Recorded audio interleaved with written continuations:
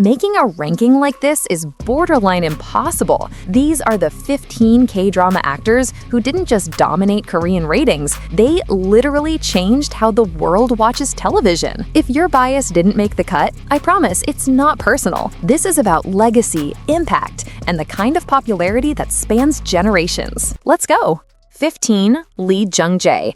Most people think Squid Game was his big break, and sure, playing Player 456 turned him into a global icon basically overnight. He won an Emmy, became the face of that green tracksuit, and suddenly everyone's mom knew who he was.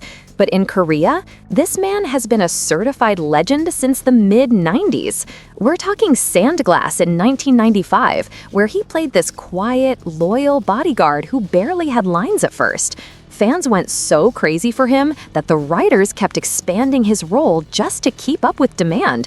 That's not luck, that's presence. He's maintained that intensity across decades. In Chief of Staff, he was this ruthless political aide navigating the absolute chaos of the National Assembly. And honestly, it felt just as dangerous as the death games. The man has range that goes beyond what most actors could ever dream of, and he's been proving it long before Netflix got involved. He's not riding a wave, he built the beach. 14. Song Kang. He is what happens when Netflix decides to make someone a star and that person actually delivers every single time. They've basically handed him the keys to the streaming kingdom, and he's churned out hit after hit. Love Alarm, Sweet Home, Nevertheless, My Demon. I mean, at this point, if you've binged a moody romance or a supernatural thriller in the last few years, he was probably in it. The crazy part? He doesn't just coast on his looks, though let's be real, those certainly don't hurt. What makes him stand out is the sheer variety. One minute he's playing a tortured ballet student in Navarella, giving you all the quiet, graceful emotion. The next, he's fighting literal monsters in Sweet Home, or being a cocky ancient demon in My Demon. That's not easy to pull off without feeling like you're watching the same guy in a different wig. And yeah, I know people are still salty about the Love Alarm ending. I get it, I really do.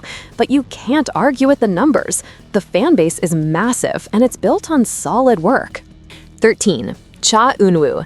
They call him face genius in Korea, and I'm not even going to pretend that's an exaggeration. When he showed up in My ID is Gangnam Beauty and then True Beauty, it was like watching a manhwa character come to life. That whole perfect but emotionally unavailable vibe, he's basically the blueprint. I really wish directors would throw him into something grittier. We know he can do the brooding, beautiful genius. We've seen it multiple times. Now, let me see him play a messy, morally questionable character who doesn't look flawless in every single frame. Give him a role where he's sweating, yelling, falling apart. I think he's got more in the tank than people give him credit for, and his fan base is already so devoted that they'd follow him anywhere. Let's test that theory. Number 12. Park Bo-gum. He's got this genuine sweetness that makes you believe every single word his characters say. When he played Choi Taek in Reply 1988, the quiet genius Go player who just wanted to live a simple life, people absolutely lost it.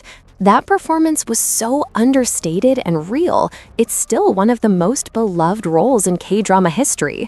For international fans, though, it was Love in the Moonlight that really sealed the deal. That mischievous crown prince energy, the way he danced in those royal robes in the teaser, it went viral for a reason. He's one of those rare actors who can anchor a historical epic, then turn around and host a music show with the same natural charm. We all collectively mourned when he went to the military, and honestly, the industry felt quieter without him. That's the kind of impact he has. Reliable, talented, and impossible not to root for. 11. Lee Min-ho.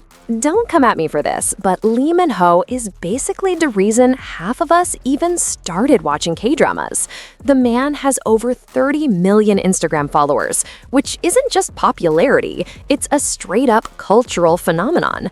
It all goes back to Boys Over Flowers in 2009, where he played Gu Junpyo, the curly-haired, arrogant heir who set the template for literally every rich boy lead that came after him. He didn't just start a trend, he became the trend. His entire career has been built on these massive high-budget productions: City Hunter, The Heirs, Legend of the Blue Sea, The King, Eternal Monarch. And yeah, some of them were a little messy plot-wise. I definitely fast-forwarded through all that parallel dimension science stuff in The King, but his fans show up no matter what. That's loyalty. That's decades of consistent work paying off. He's not just an actor at this point. He's an institution. 10. Lee Jung Suk. He has always been the guy who takes the weird, high-concept roles and somehow makes them feel completely grounded. A high schooler who can read minds and I Can Hear Your Voice, a fictional character who escapes his own webtoon in W, a reporter who literally cannot tell a lie in Pinocchio. Those are not easy premises to sell, but he nails them every single time with this natural, understated style that never feels forced. His return from the military in Big Mouth, that performance as a lawyer who gets framed as this genius con artist, the frustration, the helplessness, you could feel it radiating off the screen.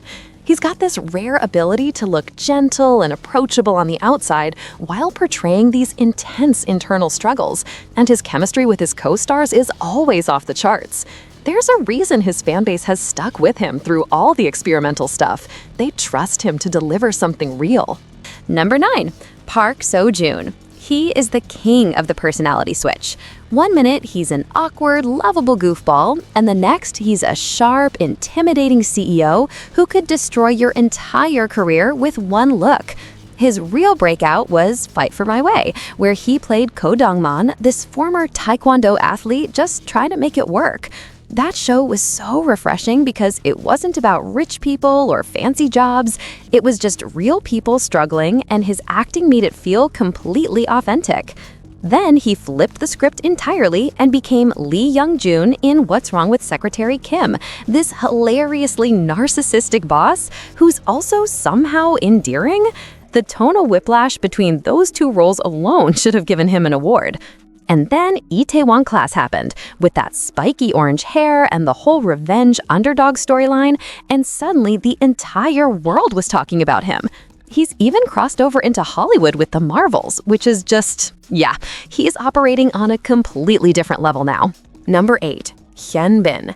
He has been a heartthrob since 2005 with My Lovely Samsoon, back before the Hallyu wave even fully exploded internationally. He's always excelled at playing these strong, silent types who turn out to be complete softies underneath all that stoic exterior. But let's be honest, for the current generation of fans, his entire legacy is wrapped up in one role, Captain Ri Jung-hyuk in Crash Landing on You. That North Korean soldier character is arguably the most famous male lead in crush drama history. The loyalty, the quiet devotion, the way he looked at Son Ye-jin like she was the only person in the world, it rewired people's brains. And the real-life chemistry? They literally got married. The man does this whole iron wall handshake thing to keep boundaries with fans, which somehow just makes him more appealing. He's not trying to be accessible. He's an icon, and icons don't need to try. Number 7. Joong Ki. He perfected the pretty boy image and then completely shattered it by putting on a military uniform in Descendants of the Sun. He was already popular from Sung Kin Kwan's Scandal and his variety show days on Running Man, but Dots in 2016 turned him into an absolute global phenomenon. That soldier character was the perfect mix of physical charisma and sharp, witty dialogue, and people went feral for it. But here's what really showed his range: The Innocent Man. That drama was dark, brutal, and completely different from anything he'd done before. He went from this sweet medical student to a cynical, revenge-driven anti-hero, and it worked. Then, years later, he came back with Vincenzo, playing this Italian mafia consigliere, and why did they make a morally gray murderer so appealing? The tailored suits, the calculated violence, the dry humor, I'm still not over it. He's proven he can do light, he can do dark, and he can make you question your own morals in the process. Number 6. Park Hyung Sik. He is one of the smoothest idol-to-actor transitions I've ever seen. He started in the group Zia, but once he got into acting with Hwairong and strong girl Bong Soon, it was clear this was where he belonged. What makes him so popular is that he plays these incredibly supportive, respectful male leads who actually treat the women in their lives like human beings. Revolutionary concept, I know. His role as An Min-hyuk in Strong Girl Bong Soon, textbook green flag behavior. He was silly, sweet, completely devoted, and his chemistry with Park Bo-young was absolutely electric. But he didn't just stay in the rom-com lane. His turn as the detective in Happiness, that apocalyptic thriller that totally flew under the radar, showed serious dramatic chops. He was steady, reliable, and made you feel safe even when everything was falling apart. That's a skill not every actor has, making the audience feel something just by being present. 5. Lee Dong-wook. If your drama involves anything supernatural, ancient, or vaguely cursed, you call Lee Dong-wook. He's been a veteran in the industry since My Girl in the mid-2000s, but his popularity went stratospheric when he played the Grim Reaper in Goblin. That role was everything: heartbreaking, hilarious, and somehow deeply moving all at once. He took a folklore character and made him feel human, which is not an easy thing to pull off. Since then, he's leaned hard into that otherworldly persona. The Gumiho in Tale of the Nine-Tailed, with the red hair and the piercing stare, iconic. But don't sleep on his range. He played a legitimately terrifying psychopath dentist in Hell is Other People, and it was chilling. He's not just a pretty face doing fantasy roles. He's a character actor who happens to look like that, and he uses both to his advantage. That's smart. Number 4. Lee Joong-gi. His career exploded after The King and the Clown in 2005, where he played this effeminate Joseon-era entertainer with so much depth and nuance that people are still talking about it. But in the K-drama world, he's known for combining brutal action sequences with these deeply emotional, scarred characters. Moon Lover's Scarlet Heart Ryo is still one of the most obsessed over shows in the fandom, and that's almost entirely because of his performance as the fourth prince. The loneliness, the intensity, the way he carried all that trauma, it was breathtaking. And then Flower of Evil, that show broke me. He played a man pretending to be a loving husband while hiding this horrific past. And the internal conflict was so palpable, you could feel it through the screen. He doesn't need to say a word. You see everything in his eyes. That's master-level acting. Number 3. Lee Byung Hun. He isn't just a K-drama actor, he's a global powerhouse. We're talking Academy membership, Hollywood blockbusters, the whole deal. Before most of the current generation even thought about acting, he was starring in massive hits like All In and Iris, which were hugely influential across Asia and beyond. His presence on screen is just different. He commands attention in a way that feels almost effortless. He was one of the first Korean actors to really break into Hollywood, playing Storm Shadow in G.I. Joe and the T-1000 in Terminator Genesis. But for K-drama fans, Mr. Sunshine is the pinnacle. His portrayal of Eugene Chai, the slave-turned-U.S. Marine, had so much weight and history behind it. And of course, he's the frontman in Squid Game, that cold, detached menace. Perfection. His legacy isn't built on being likable or romantic. It's built on being undeniably powerfully good at what he does. Number 2. Gong Yoo. He is the closest thing K-drama has to royalty. This man has anchored 2 of the most globally iconic series ever made, plus one of the most important Korean films in recent history. Coffee Prince back in 2007 was a genre-defining romance that set the standard for everything that came after. Then he disappeared for a while, came back with Train to Busan, and followed it up with Goblin, a show that is still, to this day, one of the most beloved dramas of all time. Playing a 900-year-old immortal goblin is the kind of role that could have gone horribly wrong, but he made it feel real. The loneliness, the longing, the way he could go from devastatingly sad to hilariously petty in the same scene. It's incredible. His comedic timing is flawless. His dramatic moments hit like a truck, and he has this charisma that just fills the screen. And then he shows up in Squid Game as the recruiter in that insanely expensive suit, being creepy and compelling at the same time.